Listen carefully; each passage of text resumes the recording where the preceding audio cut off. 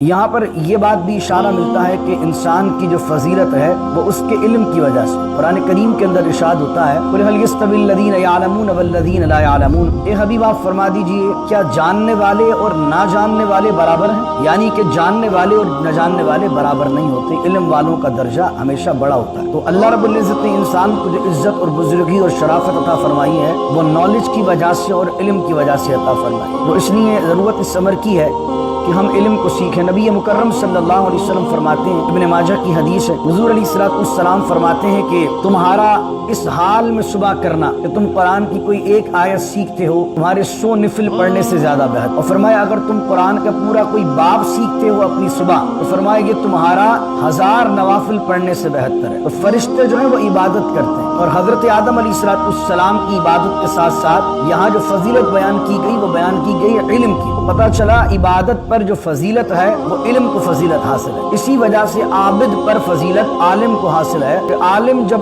علم حاصل کرے گا۔ بسم اللہ الرحمن الرحیم، رب اشرح لی صدری ویسر لی امری واحلل عقدۃ من لسانی یفقہوا قولی، اللہم صلی علی سیدنا و مولانا محمد معدن الجود والکرم وآلہ وصحبہ وبارک وسلم۔ قال اللہ عز وجل فی القرآن المجید وَإِذْ قُلْنَا لِلْمَلَائِكَةِ اسْجُدُوا لِآدَمَ فَسَجَدُوا إِلَّا إِبْلِيسَ أَبَى وَاسْتَكْبَرَ وَكَانَ مِنَ الْكَافِرِينَ۔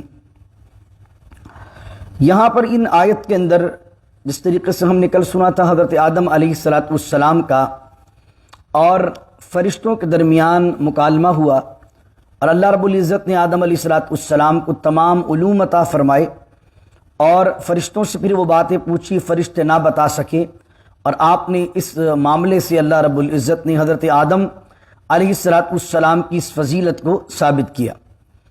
یہاں پر یہ بات بھی اشارہ ملتا ہے کہ انسان کی جو فضیلت ہے وہ اس کے علم کی وجہ سے۔ قرآن کریم کے اندر ارشاد ہوتا ہے قُلْ هَلْ يَسْتَوِي الَّذِينَ يَعْلَمُونَ وَالَّذِينَ لَا يَعْلَمُونَ، اے حبیب آپ فرما دیجئے کیا جاننے والے اور نہ جاننے والے برابر ہیں؟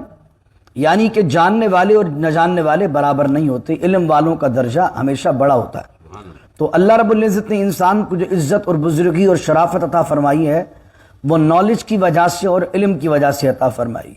تو اس لیے ضرورت اس امر کی ہے کہ ہم علم کو سیکھیں۔ نبی مکرم صلی اللہ علیہ وسلم فرماتے ہیں، ابن ماجہ کی حدیث ہے، حضور علیہ السلام فرماتے ہیں کہ تمہارا اس حال میں صبح کرنا کہ تم قرآن کی کوئی ایک آیت سیکھتے ہو تمہارے 100 نفل پڑھنے سے زیادہ بہتر ہے، اور فرمایا اگر تم قرآن کا پورا کوئی باب سیکھتے ہو اپنی صبح تو فرمایا یہ تمہارا 1000 نوافل پڑھنے سے بہتر ہے۔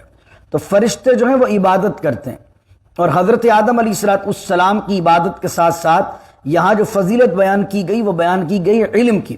تو پتہ چلا عبادت پر جو فضیلت ہے وہ علم کو فضیلت حاصل ہے، اسی وجہ سے عابد پر فضیلت عالم کو حاصل ہے کہ عالم جب علم حاصل کرے گا تو علم کے ذریعے عبادت کرے گا تو اس کے اندر زیادہ بہتر طریقے سے عبادت کو انجام دے پائے گا۔ جس طریقے سے 100 نوافل کی میں نے مثال اور حدیث پیش کی کہ 100 نوافل پڑھنا اور قرآن کے درس میں بیٹھ کر ایک آیت قرآن سیکھنا وہ 100 نوافل پڑھنے سے بھی بہتر ہے، یہ نبی کریم صلی اللہ علیہ وسلم کا فرمان ہے۔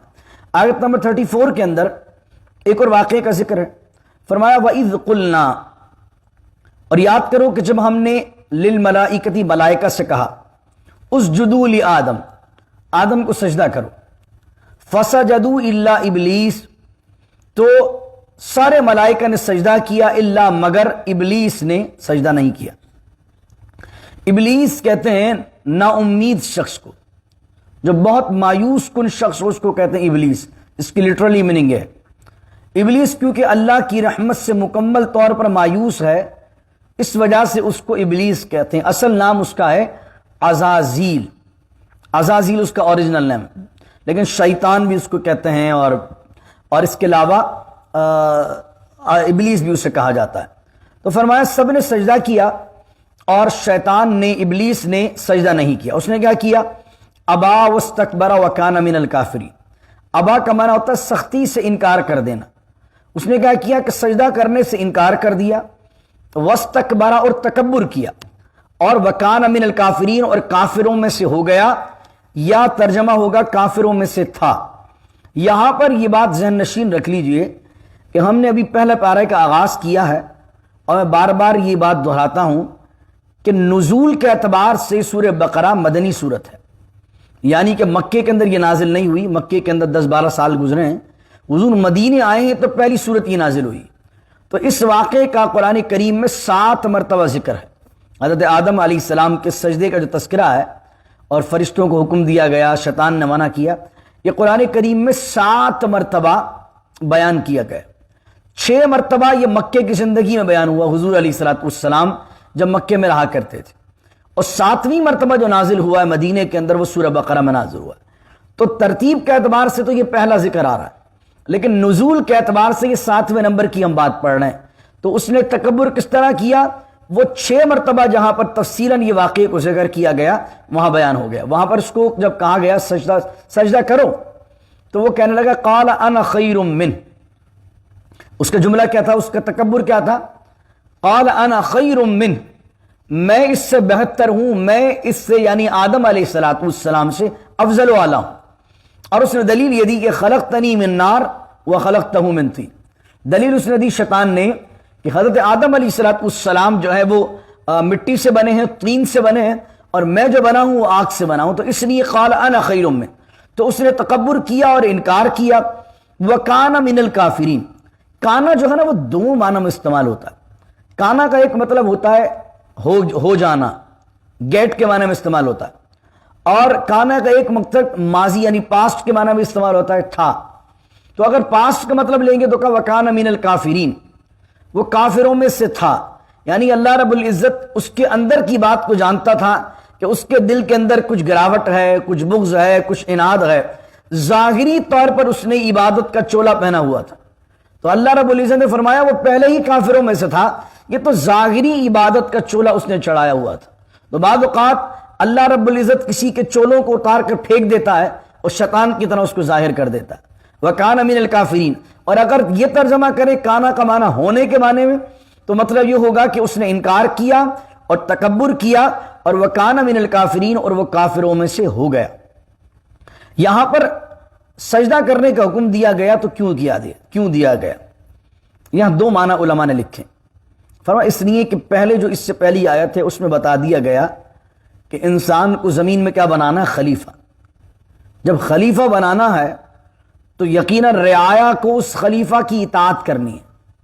یہ ساری دنیا کے اندر اس سے پہلی والی آیت میں هو الذی خلق لکم، ساری زمین ساری کائنات تمہارے لیے پیدا کی، تو کائنات جس کے لیے پیدا کی گئی ہے اس کے آگے جتنی مخلوق ہے اس کو جھکایا جا رہا ہے ریسپیکٹ میں، تاکہ مخلوق اس بات کو انڈورس کر لے کہ جناب یہ ہمارے خلیفہ ہیں۔ تو اس لیے یہ سجدے کا عمل پیش آیا، اور یہ ریسپیکٹ کا سجدہ ہے، عبادت کا نہیں ہے۔ بات یاد رکھیے، پچھلی امتوں میں تعظیم کا، ریسپیکٹ کے لیے سجدہ جائز تھا۔ جیسے سورہ یوسف کے پہلے رکوع کو پڑھیے، پہلے رکوع کے اندر کیا ہے کہ انہوں نے خواب دیکھا کہ چاند سورج سجدہ کر رہے ہیں اور ستارے بھی سجدہ کر رہے ہیں، اور پھر بعد میں ابھی آپ دیکھتے ہیں قرآن کریم پڑھتے ہیں تو آپ کے بھائیوں نے آپ کو سجدہ کیا جب آپ عزیز مصر بن گئے۔ تو پچھلی امتوں میں سجدہ جو تھا وہ جائز تھا، لیکن وہ سجدہ تعظیم کا سجدہ تھا۔ اس امت کے اندر سجدہ عبادت تو ہر امت میں حرام ہے، خدا کے علاوہ عبادت کی نیت سے کسی کو سجدہ کیا جا ہی نہیں سکتا، لیکن تعظیم کا سجدہ میرے آقا کی امت میں حرام۔ یہاں تک کہ سیدی اعلیٰ حضرت نے کتاب لکھی ہے اب الزبدۃ الزکیہ فی تحریمی سجود التحیہ، یعنی کہ پوری کتاب کا نام ہی وہ یہ ہے اس چیز کے بارے میں کہ سجدہ تعظیمی حرام ہے۔ اب اگر کوئی مزار شریف پہ جا کر سجدہ کر رہا ہے، کسی اللہ کے ولی کی قبر کو سجدہ کر رہا ہے، اللہ کے ولی تو دور کی بات، کوئی رسول کریم صلی اللہ علیہ وسلم کے روزے پر بھی جائے اور مسجد نبوی کے اندر بھی حضور کو ریسپیکٹ کا سجدہ کرنا چاہے تو نہیں کر سکتا، حرام ہے۔ لیکن اس سجدے کو شرک کہنا یہ اس سے بڑھ کر جہالت کی بات ہے۔ شرک نہیں ہے، حرام ہے۔ کیوں؟ کیونکہ ایک جاہل آدمی کو بھی آپ دیکھیں، اگر وہ سجدہ ایک تو پہلے اس سے پوچھے سجدہ کر رہا ہے کہ نہیں کر رہا، اس کو اٹھا کے پوچھے تم نے یہ کیا کیا، وہ کہے گا کہ میں تو چوم رہا تھا، تو سجدہ نہیں ہے۔ اور اگر جیسے آپ کو یاد ہوگا عمران خان نے الیکشن میں جانے سے پہلے بابا فرید الدین مسعود گنج شکر رحمۃ اللہ علیہ کی مزار شریف پر حاضری دی، تو انٹر ہوتے اس نے کہا کیا کہ حضور بابا فرید کی چوکھٹ جو تھی اس کو جھک کر چوم لیا. تو کچھ لوگوں نے کہا کہ یار اس نے با فرید کی قبر کو سجدہ کر لیا. تو اس نے پھر وضاحتی بیان یہ دیا کہ بھائی میں نے سجدہ نہیں کیا, میں تو اس چوکھٹ کو چوم رہا تھا. علماء نے یہاں احتیاط یہ لکھی ہے کہ بھائی چومنے سے بھی بچو, تاکہ تمہیں کوئی دوسرا بندہ دیکھے گا تو سمجھے گا سجدہ کر رہا ہے. لیکن چومنا پھر بھی جائز ہے. جس طریقے سے اگر کوئی اپنی ماں کے قدم کو چومتا ہے تو مجھے بتا دیں کہ آپ سجدے جیسی پوزیشن کے بغیر ماں باپ کے قدم چوم کیسے سکتے ہیں؟ مجھے بتائیں کوئی کھڑے کھڑے کیسے کس کر سکتا ہے اپنے ماں باپ کے قدم کو؟ یقیناً جب وہ جھکے گا تو اس کے گھٹنے زمین پر لگیں گے, سر کو نیچے لے کر جائے گا تو ماں کے قدم تک لے جانے کے لیے اس کی پوزیشن تو سجدے جیسی بنے گی, لیکن اس کی نیت نہ سجدہ تعظیم کی ہوگی نہ سجدہ عبادت کی ہوگی, وہ چومنا ہے. اور امام بخاری رحمۃ اللہ علیہ نے پورا باب باندھا ہے صحیح بخاری میں کہ صحابہ کرام علیہم رضوان یہاں تک کہ حضور کی بارگاہ میں وفد آتے تھے اور وہ حضور کے پیر بھی چومتے تھے اور حضور کے ہاتھ بھی چومتے تھے. لیکن جو مزارات پر جاتے ہیں علماء نے احتیاط کیا لکھی, سیدھی اعلیٰ حضرت تو یہاں تک لکھتے ہیں کہ آدمی اب کسی کے مزار شریف پر جائے تو 10 ہاتھ دور رہے, ان کے لیے فاتحہ پڑھے. کیونکہ اگر آپ چوم بھی رہے ہیں تو چوم کر اگر کسی اور بندے کو ایسا لگ رہا ہے کہ آپ سجدہ کر رہے ہیں تو آپ کے لیے بدگمان وہ ہوگا کہ یار یہ تو کوئی سجدہ کر رہا ہے, تو اس لیے چومے بھی نہیں, بلکہ وہاں جا کر ان کے لیے اصالہ ثواب کیجیے, ان کے وسیلے سے دعا کیجیے. اب کوئی اگر جھک کر یہ کہے کہ نہیں میں سجدہ ہی کر رہا ہوں, مثال کے طور پر, ایسا نہیں ہوتا کیونکہ ہم تو بارہا جانا ہوتا ہے. جو کبھی کوئی جاہل ایسی حرکت کرتا تو پکڑ کے اس کو روکتے بھی ہیں تو کہتا میں تو چوم رہا ہوں, تو اس کو ہم کہتے ہیں بھائی تم چومو بھی نہیں, 4 لوگ تمہاری تصویر لے لیں گے اور فیس بک پر یا سوشل میڈیا پر ڈالیں گے اور کہیں گے دیکھو قبر کو سجدہ کر رہے ہو, تو پھر کیا ہوگا کہ صاحب مزار اور مزارات پر آنے والے اس عمل سے بدنام ہوں گے. بھائی تو چوم رہا لیکن تیرے دل کی نیت تھوڑی معلوم ہے سوشل میڈیا والوں کو کہ تیری نیت چومنے کی ہے, کیونکہ تیری پوزیشن تو سجدے جیسی بن رہی ہے. لیکن اگر کوئی سجدہ تعظیم کہتا میں نہیں, میں ریسپیکٹ میں کر رہا ہوں سجدہ, تو ریسپیکٹ میں بھی اس کو کہا جائے گا بھائی اس امت میں حرام ہے. حضور کی حدیث ترمذی کے اندر میرے کریم آقا علیہ الصلوۃ والسلام نے فرمایا اگر اللہ کے علاوہ سجدہ کسی کو جائز ہوتا تو میں بیوی کو حکم دیتا کہ وہ اپنے شوہر کو تعظیم کا سجدہ کرے, لیکن اس امت میں سجدہ حرام. جب حضور جان عالم صلی اللہ علیہ وسلم کی قبر انور کو, آپ کے روضہ منور کو تعظیم کا سجدہ نہیں ہو سکتا تو پھر آپ کسی ولی کی کیا بات کرتے ہیں؟ جب نبی کرم صلی اللہ علیہ وسلم کی تو سجدہ تعظیمی عبادت کی نیت کر کے, یعنی مزار والے کو یا روزے والے کو کسی نے خدا سمجھ لیا اور خدا سمجھ کر سجدہ کیا وہ تو کافر ہو گیا. لیکن کوئی خدا سمجھ کر, آپ کسی جاہل آدمی سے بھی اٹھا کر پوچھیں کہ تو یہ اللہ کے ولی کو کیا سمجھتا ہے, یہ جو قبر والا اس کو خدا سمجھتا ہے یا خدا کا بندہ سمجھتا ہے؟ جاہل سے جاہل ترین آدمی بھی اٹھ کر یہ کہے گا نہیں خدا نہیں سمجھتا, خدا کا بندہ سمجھتا ہوں. تو ہم کہیں گے خدا کا بندہ بھی سمجھتا ہے تب بھی سجدہ تعظیمی حرام حرام حرام ہے, یہ بالکل بھی جائز عمل نہیں ہے. تو اس لیے پچھلی امتوں میں جائز تھا جس کے سجدے کا یہاں ذکر ہوا. تو فرمایا فسجدوا الا ابلیس ابا واستکبر وکان من الکافرین. اب یہاں پر جب وہ کافروں میں سے ہو گیا, دھتکار دیا گیا, تو آگے فرمایا وقلنا یا آدم اسکن, اب ہم نے آدم سے کہا اسکن رہو, انت تم وزوجک الجنہ, اور تمہاری بیوی جنت کے اندر. اب بیوی کون ہے؟ ان کا نام ہے اما حوا رضی اللہ عنہا. حضرت آدم علیہ السلام کے متعلق قرآن میں ملتا هو الذی خلق لکم من نفس واحدہ وجعل منها زوجها لیسکن الیہا, کہ اللہ نے فرمایا ہم نے تمہیں پیدا کیا ایک جان سے. وہ کل ہم جو بات کر رہے تھے ایک ڈی این اے سے سب آئے ہیں, تو هو الذی خلقکم من نفس واحدہ, نفس واحد سے, ایک جان سے تم سب کو پیدا کیا, اور وجعل منها زوجها, اور ہم نے اسی میں سے اس کی بیوی کو پیدا کیا. یعنی حضرت آدم علیہ السلام کی پسلی سے اما حوا رضی اللہ تعالیٰ عنہا کو پیدا کیا. امام ابن جریر لکھتے ہیں کہ حضرت آدم علیہ السلام آرام کر رہے تھے کہ اللہ رب العزت نے آپ کی پسلی سے اما حوا کو پیدا کیا, اور جب آپ بیدار ہوئے تو آپ نے اپنے برابر کے اندر ایک عورت کو دیکھا. آپ نے پوچھا تم کون ہو؟ تو اما حوا نے کہا میں عورت ہوں. پھر حضرت آدم نے آپ کا نام حوا رکھا. حوا جو ہے وہ حی سے بنا, حی کہتے ہیں زندہ کو, جیسے اللہ لا الہ الا هو الحی القیوم, تو حی سے بنایا حوا.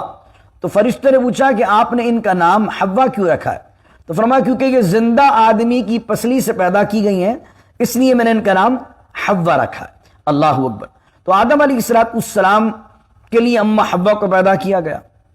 اس کی ایک ریزن بھی یہی ہے کہ چاہے کتنی اچھی جگہ ہو، کتنا اچھا مکان ہو، کتنی اچھی جگہ ہو، لیکن اگر اب پارٹنر ساتھ نہ ہو تو آدمی کچھ عرصے بعد، کچھ دیر بعد اکتا جاتا ہے، انسیت محسوس نہیں ہوتی۔ لیکن ہاں لائف پارٹنر ساتھ ہو، اللہ نے جو جوڑے بنائے ہیں ہر شخص کو، تو اگر جوڑا ساتھ ہو تو ہر اچھی جگہ کو وہ انجوائے کر سکتا ہے۔ تو فرمایا کہ ہم نے بیوی کو کس لیے بنایا، عورت کو کس لیے بنایا، ان کی لیسکن الیہا، تاکہ وہ دونوں ایک دوسرے سے سکون حاصل کریں۔ تو شادی کا سب سے بڑا مقصد کیا ہے؟ سکون، دولت نہیں ہے، اسٹیٹس نہیں ہے۔ امریکہ آ گئے، بھائی گرین کارڈ ہو جائے گا تو شادی کر لو، اسٹیٹس بن جائے گا شادی کر لو، ارے کیسا بھی رشتہ کر لو شادی، ایسا نہیں ہونا چاہیے۔ شادی کا مقصد گرین کارڈ نہیں ہے، شادی کا مقصد سٹیزن شپ نہیں ہے، شادی کا مقصد مال و دولت نہیں ہے۔ شادی کا جو مین مقصد ہے پارٹنر کا، اس کا ہے لیسکن الیہا، سکون ملے۔ زندگی میں سکون آدمی کا ہے تو سب سے بڑی دولت ہے۔ اگر سکون ہی آدمی کو نہیں ہے یار، کتنی دولت، یہ دولت وغیرہ یہ سب یہیں رہ جانی ہے۔ اور زندگی میں سب سے بڑی اللہ کی نعمت ہے پرسکون زندگی۔ اللہ سے سکون مانگو۔ بعض اوقات کتنے ہی دولت مند ایسے ہیں کہ جن کی زندگیاں بے چین ہیں، بے سکون ہیں۔ تو اللہ سے دولت ہم مانگتے، اللہ یہ دے دے، یہ دے دے، یہ دے دے، بہت ساری چیزوں کا جمع ہو جانے سے بہت ساری ٹینشن بھی آ جاتی۔ تو اللہ سے کہو اللہ سکون والی دولت، سکون والی روزی، سکون والی عورت، سکون والی اولاد عطا فرما۔ تو زندگی میں شادی کا مقصد کیا ہے؟ لیسکن الیہا، عورت کو تم سے سکون، تم کو عورت سے سکون۔ اگر وہ عورت تمہیں سکون پہنچانا چاہ رہی ہے اور مرد بیچارہ ظالم بنا ہوا ہے، تم ظالم بن کے تم نے عورت کی زندگی حرام کی ہوئی ہے، تو تم بھی پھر اچھے پارٹنر نہیں ہو، کیونکہ تم اپنی عورت کو سکون ہی نہیں دے پا رہے ہو۔ اور اللہ نے اس ملاپ کا جو مین مقصد رکھا ہے وہ سکون رکھا ہے۔ عورت کے لیے تم سکون، تمہارے لیے وہ سکون کا ذریعہ۔ میرے کریم آقا نے جب ہی فرمایا دنیا متاع ہے، متاع، ابھی لفظ آئے گا آگے کی آیت میں، متاع معنی استعمال کی چیز۔ فرمایا اس دنیا میں اللہ کی سب سے بڑی نعمت اچھی بیوی کا مل جانا ہے، سب سے بڑی نعمت، حضور کا فرمان ہے، سب سے بڑی نعمت۔ آپ شادی شدہ ہیں، مجھ سے زیادہ آپ کی عمر ہے ماشاءاللہ، آپ لوگ میری بات کو زیادہ سمجھ رہے ہوں گے کہ جناب گھر کا سب سے بڑا سکون نہ دولت میں ہے، نہ گاڑی میں ہے، نہ بنگلے میں ہے، نہ دولت، نہ کسی اور چیز میں۔ زندگی کا سب سے بڑا سکون اچھی بیوی میں ہے، اچھی عورت میں۔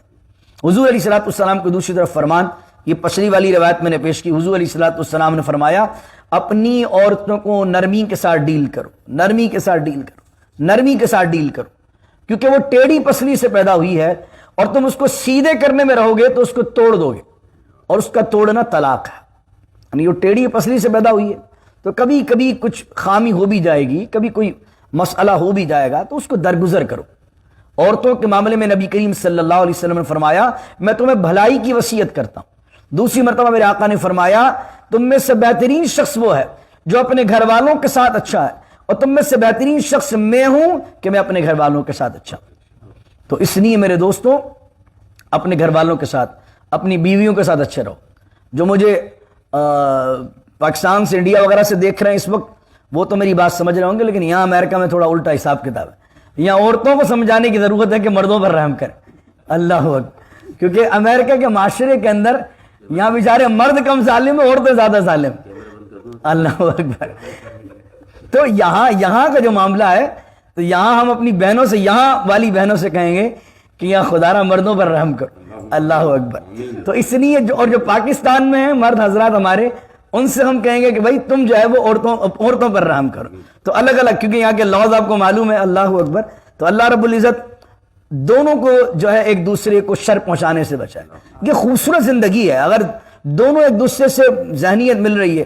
کبھی بھی میاں بیوی کی لڑائی میں، ابھی میری کسی جگہ بات ہو رہی تھی، کہیں لڑائی ہوئی میاں بیوی کے درمیان، تو انہوں نے کہا مفتی صاحب یہ مسئلہ ہے، تو میں نے دونوں میاں بیوی کو سمجھایا کہ دیکھو میاں بیوی میں کبھی بھی جیت ہار نہیں ہوتی، کوئی ایک جیتتا نہیں ہے اس میں۔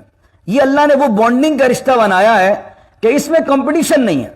تم بیوی چاہے گی میں شوہر کو ہرا دوں تو بیوی جیت کر بھی ہارے گی، اور شوہر اپنی بیوی کو ہرانا چاہے گا، نیچا دکھانا چاہے گا تو شوہر جیت کر بھی ہارے گا۔ اس میں دونوں ہی جیتتے ہیں یا دونوں ہی ہارتے ہیں، کوئی ایک نہیں جیتتا، کوئی ایک نہیں ہارتا۔ تو یہ ایسا رشتہ اللہ نے بنایا، تو یہ ٹکر کا رشتہ نہیں ہے۔ جس دن میاں بیوی ایک دوسرے کو ٹکر پہ دینے پہ آ جائیں تو سمجھ لیں اس وقت تباہی کا راستہ کھل جاتا.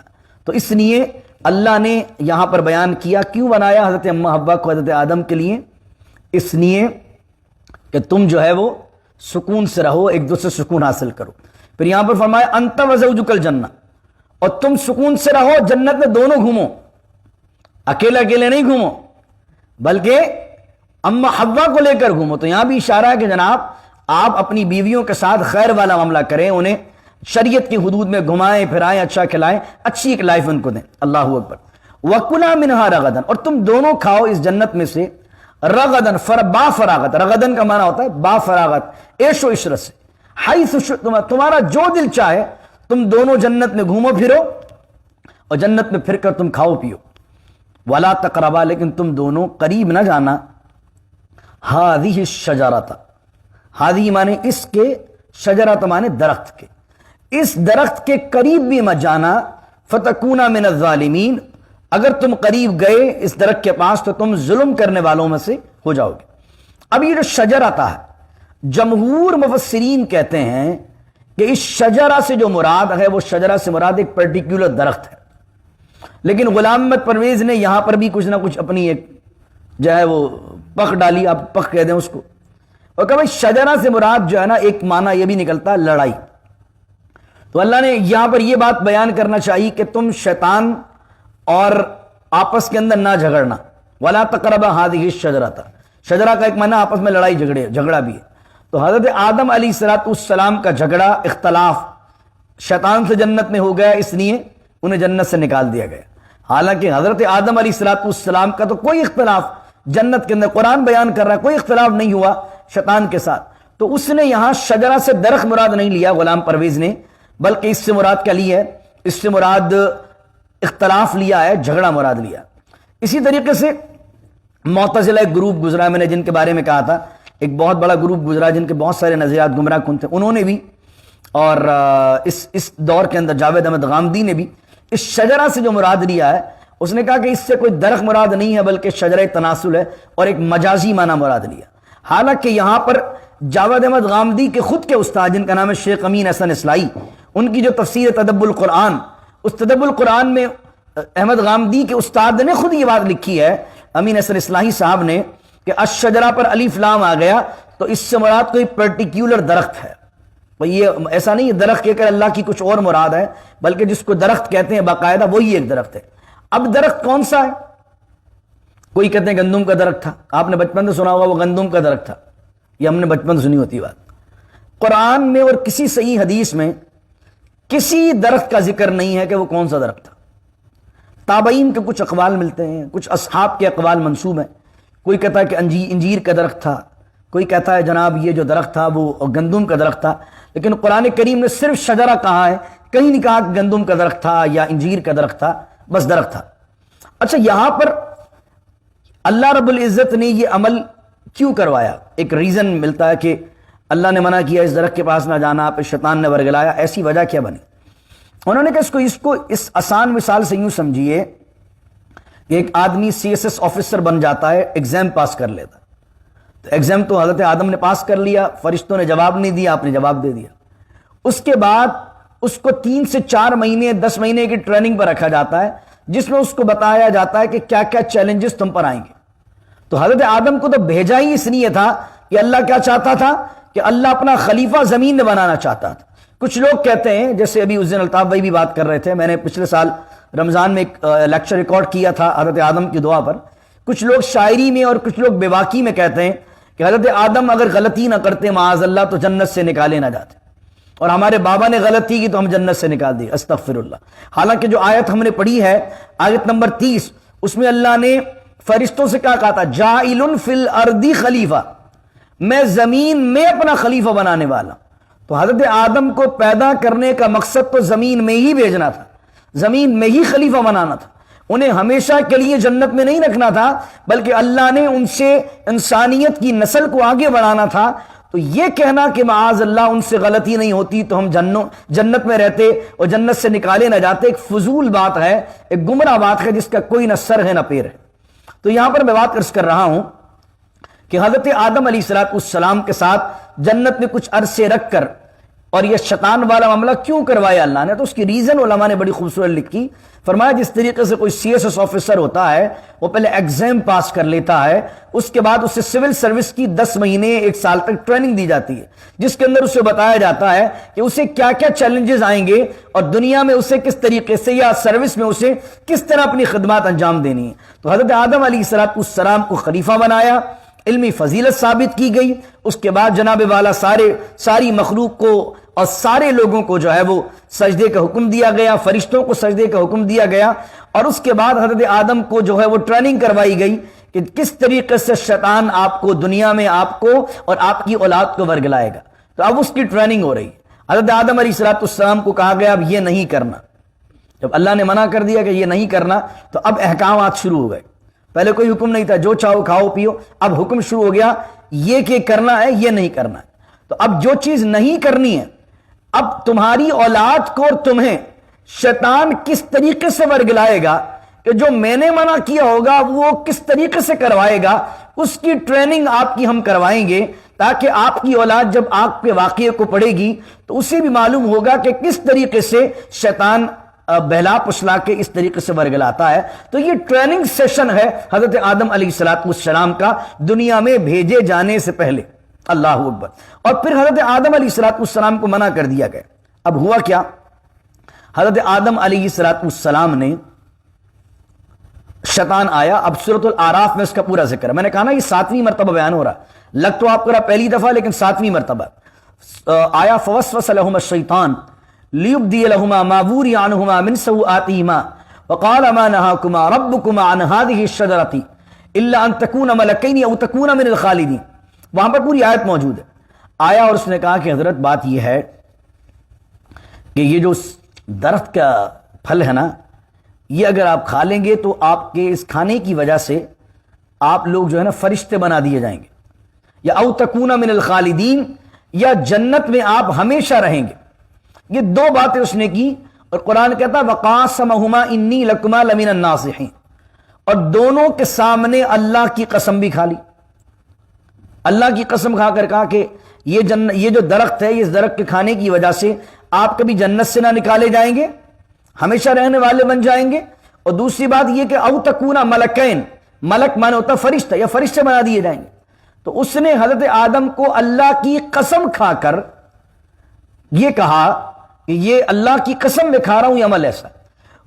اس وقت سے پہلے کسی نے نہ جھوٹی قسم کھائی تھی، نہ کبھی کسی نے جھوٹ بولا تھا. جھوٹ کا کوئی تصور ہی نہیں تھا اس میں. یہ بات ممکنات میں سے ہی نہیں تھی کہ کوئی جھوٹ بول سکے. تو سب سے پہلا گناہ جو حضرت آدم علیہ السلام کے ساتھ ورگلایا شیطان نے، وہ کیا ہے؟ جھوٹ بولا. اور جو پہلا گناہ خدا کی بارگاہ میں کیا وہ خدا کی حکم کا انکار کیا، نبی کی تعظیم نہ کی، اور تیسری بات تکبر کیا. شیطان نے کب انکار کیا خدا کا؟ تعظیم نبی جو ہوتی ہے نا وہ بڑی چیز ہے. لوگ توحید کی باتیں تو کر رہے ہوتے ہیں لیکن تعظیم مصطفیٰ کی بات کم کرتے ہیں. تعظیم بڑی شے ہے. شیطان کی ایک آیت آپ کو نہیں ملے گی کہ شیطان نے اللہ کا انکار کر دیا کہ میں تجھے خدا نہیں مانتا. شیطان کو خدا کو ایک ہی مانتا تھا. شیطان نے کبھی دوسرا خدا نہیں مانا. شیطان نے کبھی توحید میں شرک نہیں کیا کہ یہ کہا کہ نہیں میں تجھے بھی خدا مانتا ہوں اسے بھی خدا مانتا ہوں. شیطان نے کیا کہا؟ نبی سے اپنے آپ کو بڑا سمجھا، نبی کو کمتر سمجھا، اپنے لیے کہا کہ انا خیر من، میں نبی سے بڑا ہوں. تو جو اللہ کو مانے لیکن تعظیم نبی میں ڈاما ڈول ہو تو اللہ کو اس کو ایسی توحید بھی منظور نہیں. اللہ اپنی بارگاہ سے اسے مردود کر دیتا ہے. اللہ فرماتا پھر تو ہمیں کیا مان رہا ہے جب تم ہمارے محبوب پیغمبروں کو نہیں مانتے، جن کو ہم نے اپنا محبوب بنایا. تو شیطان کا سب سے بڑی فالٹ جو تھا وہ تعظیم نبی کا نہ ہونا تھا. تو تعظیم نبی اتنی بڑی شے ہے.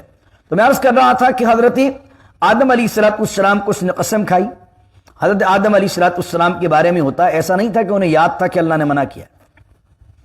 کچھ لوگ بڑی الٹی سیدھی باتیں بھی کر رہے ہوتے ہیں اس واقعے کو بیان کرتے ہوئے. اب یہ کیسے ممکن ہے کہ اللہ کے نبی کو یاد بھی ہو کہ اللہ نے منع کیا اور شیطان ورگلائے تو اللہ کا نبی جان بوجھتے ہوئے بھی عمل کر لے. بلکہ 16 پارے میں سورہ طٰہٰ کے اندر سیکنڈ لاسٹ رکوع کی پہلی آیت وَلَقَدْ عَهِدْنَا إِلَىٰ آدَمَ مِن قَبْلُ، ہم نے آدم سے وعدہ کیا تھا پہلے، فَنَسِيَا، تو ہم نے انہیں بھلا دیا. वलम नजिद लहू अज़मा, और उनका कोई अज़म नहीं था, इरादा नहीं था, हमने नहीं पाया उनको अज़मन ये काम करते हुए, बल्कि उनके जहन से यह बात भुला दी गई कि अल्लाह ने इस दरख्त के करीब जाने से मना की। यह कुरान ही कह रहा है। ऐसा नहीं है कि अल्लाह का हुक्म भी उन्हें याद था और फरिश्ते और शैतान की बात भी याद थी, उन्होंने दोनों अहकामात को देखे तो उनका दिल चाहा कि माअज़ल्लाह मैं अल्लाह की ना मानूं और शैतान की मान लूं, अस्तग़फिरुल्लाह। ऐसा नहीं था। ये नबी से इस तरह की बात तो मुतसव्विर हो ही नहीं सकती। बल्कि क्या हुआ कि जो बात अल्लाह ने कही थी, कुरान ही कह रहा है 16वें पारे में सूरह ताहा के अंदर 16 पारे के सेकंड लासुकू में, कि अल्लाह ने उनके जहन से वो बात महफ कर दी ताकि उनकी ट्रेनिंग हो ना, उनको दुनिया भेजा जाना है, उनकी नस्ल को आगे बढ़ाना है, उनकी ट्रेनिंग हो। तो वला तक़रबा हादिही शजरता, फरमाया इस दरख्त के करीब न जाना वरना तुम जुल्म करने वालों में से हो जाओगे। आखिरी आयत पढ़ता हूं, आयत नंबर 36। फ़अज़ल्लहुम अश-शैतान, हज़रत आदम अलैहिस्सलाम ने फलम्मा ज़ाक़ अश-शजरता, सूरह अल-आराफ, यहां पर जिक्र नहीं है, फलम्मा ज़ाक़ अश-शजरता, उन दोनों ने उस दरख्त को चखा, बदत लहुमा सौआतुहुमा व तफ़िक़ा यख़सिफ़ान अलैहिमा मिन वरक़िल जन्नह व नादाहुमा अल्लाहु अकबर। अब क्या हुआ कि जैसे ही हज़रत आदम और हव्वा ने उन फलों को खाया तो खाते ही क्या हुआ कि उन दोनों के कपड़े जो है वो जन्नती जो हुल्ले पहने हुए थे वो उतर गए, और फिर उन्होंने जन्नती बागात के पत्तों से अपने जिस्म को ढांका। और फिर अल्लाह रब्बुल इज़्ज़त ने क्या फरमाया कि अब तुम जो है वो जन्नत से नीचे उतर जाओ। जो आगे बयान आ रहा है, क्या आ रहा है, फ़अज़ल्लहुम अश-शैतानु अन्हा फ़अख़रजहुमा मिम्मा कान फ़ी, तो शैतान ने उन्हें पिसला दिया। अज़ल कहते हैं पिसलाने को। फ़अज़ल्लहुम अश-शैतान, शैतान ने उन्हें पिसला दिया, अन्हा, उससे, यानी उस काम से जो उन्हें दरख्त का फल खिलवा दिया। फ़अख़रजहुमा, उन दोनों को निकलवा दिया, मिम्मा कान फ़ी, जिसमें वो दोनों थे, यानी जन्नत में थे।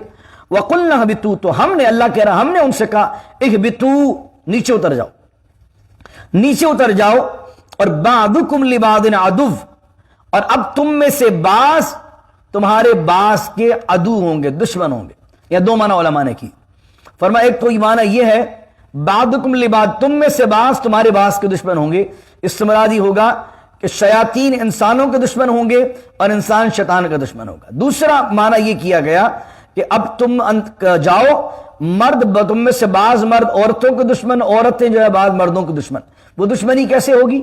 वो दुश्मनी ऐसी होगी कि तुम नेकी का काम करने जाओगे तो औरत रोक रही होगी, औरत कोई नेकी का काम करने जाएगी तो मर्द रोक रहा होगा। तो कोई नेकी के अमल से रोकना भी ये दुश्मनी है, अल्लाह अकबर। और गुनाह की तरफ लेकर जाना ये भी दुश्मनी है। तो एक कुछ मुफस्सिरीन ने यह माना किया है, लेकिन मेजॉरिटी ने यह माना किया है कि बादुकुम लिबादिन अदुव, बल्कि तुम में से बास के दुश्मन होंगे। इससे मुराद ये कि अब जो है तुम्हारी दुश्मनी क़यामत तक शयातीन से और इंसानों की दुश्मनियां चलती रहेंगी। और कुरान ने बार बार शैतान का जिक्र किया, यासीन में भी, इन्नहु लकुम अदुव्वुम मुबीन, शैतान तुम्हारा खुला दुश्मन है।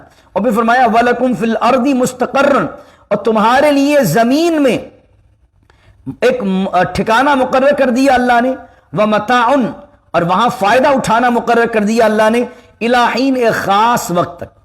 ऐसा नहीं कि हमेशा के लिए तुम्हें दुनिया में भेज रहे हैं, बल्कि खास वक्त के लिए अल्लाह ने जमीन को तुम्हारा ठिकाना बना दिया है, और वह मताउन इलाहीन, और यहां फायदा उठाने की चीज बना दिया।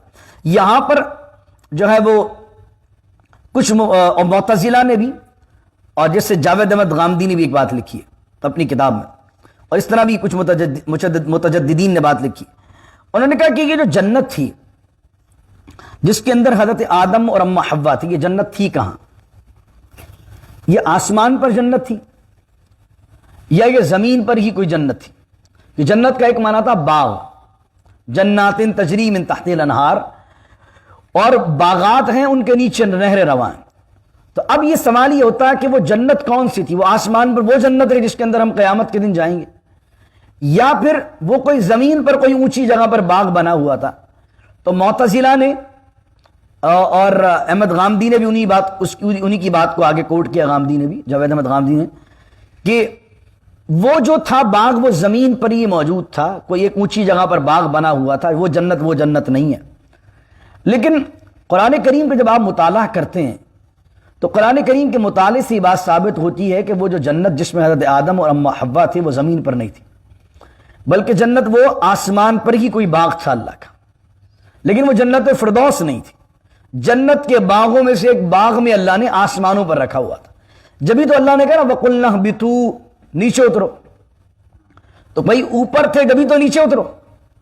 اور پھر ایک جگہ فرمایا کما اخرج ابویکم من الجنت، شیطان کے راستے پر نہ چلنا ورنہ وہ تمہیں اس طرح ہی نکلوائے گا جس طرح تمہارے ماں باپ کو اس نے جنت سے نکلوایا، وہاں جنت کے الفاظ۔ دوسری ایک بات، تیسری بات جو علامہ غلام رسول سعیدی صاحب نے، جو انہوں نے اپنی عمر کے آخری حصے میں تفسیر لکھی ہے تبیان الفرقان، ایک سعیدی صاحب کی تفسیر ہے تبیان القرآن، وہ انہوں نے پہلے لکھی تھی، ایک لکھی ہے تبیان الفرقان جو عمر کے آخری حصے میں لکھی تھی۔ اس کے اندر انہوں نے اس کی تیسری دلیل یہ دی ہے کہ دیکھیں جو آخری آیت میں نے ابھی پڑھی ہے کہ دنیا کو، زمین کو، وَلَكُمْ فِي الْأَرْضِ مُسْتَقَرٌّ، اور تمہارے لیے زمین کو ہم نے ٹھکانہ بنا دیا، نیچے اتر جاؤ اور زمین کو تمہارے لیے ٹھکانہ بنا دیا۔ تو فرمایا یہاں بھی یہ واضح طور پر دلیل ہے کہ اگر وہ پہلے سے زمین پر ہی تھے تو اللہ پھر یہ کیوں کہہ رہا کہ زمین کو ٹھکانہ بنا دیا؟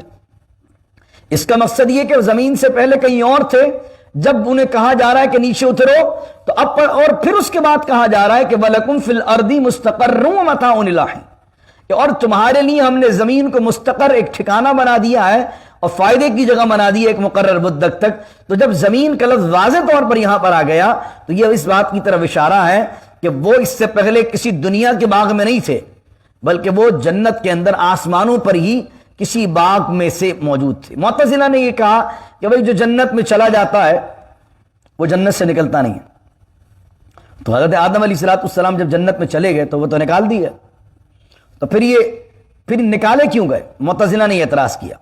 تو اس وجہ سے یہ عقیدہ بنا کہ بھئی وہ جنت نہیں ہے، کیونکہ جو اس جنت میں چلا جائے گا وہ تو نکالا ہی نہیں جائے گا۔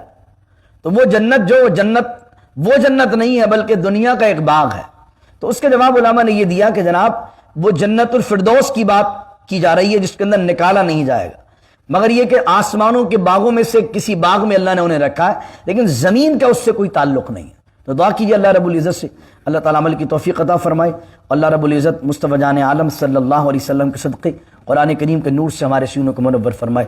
آج انشاءاللہ عز و جل جو ہے وہ عصر کی نماز کے بعد 6:30 بجے عصر کی نماز ہے، اور انشاءاللہ اس کے بعد تلاوت ہے، اور اس کے بعد نعت شریف ہے، اور 15 سے 20 منٹ انشاءاللہ ہم لیلۃ نصف شعبان، یعنی کہ یہ جو آج برکت والی رات ہے 15ویں شعبان کی رات، اس کے متعلق جو احادیث طیبہ آئی ہیں میں انشاءاللہ اس پر بھی گفتگو کروں گا انشاءاللہ، اور اس کے بعد انشاءاللہ ہم 20 منٹ کے لیے مناجات افطار، اللہ کے بارگاہ میں توبہ کریں گے، استغفار کریں گے، اور اس کے بعد انشاءاللہ جو ہے وہ افطار ہوگی۔ بہترین اہتمام کیا ہم نے فیملی کے ساتھ، بچوں کو بھی لے کر آئیں، فیملی کو بھی لے کر آئیں۔ پھر انشاءاللہ مغرب کی نماز ہوگی، اور مغرب کی نماز کے بعد سنت نفل پڑھنے کے بعد ہم 6 رکعات جو ہمارے اسلاف کا معمول ہے، 2 رکعات درازی عمر بالخیر کے لیے پڑھیں گے، پھر اس کے بعد یاسین شریف کی تلاوت ہوگی، 2 رکعات رزق میں برکت کے لیے پڑھیں گے، پھر یاسین شریف کی تلاوت ہوگی، 2 رکعات پڑھیں گے اللہ کی بارگاہ کے اندر اس نیت سے کہ اللہ مخلوق میں ہمیں کسی کا محتاج نہ کرے اور ہمارا خاتمہ ایمان بالخیر ہو۔ 2 رکعات آخری جو ہے اس لیے پڑھی جائے گی، اور پھر اس کے بعد یاسین شریف پڑھی جائے گی، اور پھر انشاءاللہ عز و جل یہیں سے ہم جو ہے وہ ریسٹورنٹ قبرستان کے اندر پہنچیں گے انشاءاللہ عز و جل۔ پھر کیونکہ اس رات آج جو ہے وہ قبرستان جانا سنت ہے، حضرت عائشہ رضی اللہ تعالیٰ عنہا سے روایت ہے، تو انشاءاللہ کوشش یہ ہے کہ ہم سب کو یہاں سے لے کر سیدھے قبرستان جائیں، وہاں اپنے مرحومین کے لیے دعا کریں تاکہ جو ہے اس سنت پر بھی آج ہمارا عمل ہو جائے۔ تو آج بڑی برکتوں والی رات ہے، بڑی عظمتوں والی رات ہے، آج توبہ استغفار کیجئے۔ بلکہ ابن ماجہ کی حدیث ہے، آج کی رات اللہ تعالیٰ حضور فرماتے ہیں کہ بنو کلب کی بکریوں کے بالوں سے زیادہ اللہ لوگوں کی مغفرت فرماتا ہے۔ بنو کلب کیوں کہا؟ بنو کلب عرب کے اندر ایک قبیلہ تھا جو سب سے زیادہ بکریاں پالتا تھا۔ حضور نے فرمایا بنو کلب کی بکریوں کے بالوں سے زیادہ لوگوں کی مغفرت آج کے دن ہو جاتی ہے، یعنی آج کی رات ہو جاتی ہے۔ حضور غوث اعظم رضی اللہ تعالیٰ عنہ نے فرمایا جس طرح انسانوں کو اللہ نے دن میں 2 عیدیں دی ہیں، عید الفطر اور عید الاضحیٰ، غوث پاک فرماتے ہیں اسی طرح فرشتوں کو اللہ نے راتوں میں 2 عیدیں دی ہیں، ایک شب قدر ہے، ایک شب برات ہے۔ اللہ اکبر۔ تو آج بڑی عظمتوں والی رات ہے، تشریف لائیے، اللہ آپ سب کا حامی و ناصر رہے۔ بسم اللہ الرحمن الرحیم، الحمدللہ رب العالمین والصلاة والسلام علی اشرف الانبیاء والمرسلین، ربنا آتنا فی الدنیا حسنہ وفی الآخرۃ حسنہ وقنا عذاب النار ربنا هب لنا من ازواجنا وذرياتنا قرة اعين واجعلنا للمتقين اماما ان الله وملائكته يصلون على النبي يا ايها الذين امنوا صلوا عليه وسلموا تسليما اللهم صل على سيدنا ومولانا محمد معدن الجود والكرم وآله وصحبه وبارك وسلم سبحان ربك رب العزة عما يصفون والسلام على المرسلين والحمد لله رب العالمين لا إله إلا الله محمد الرسول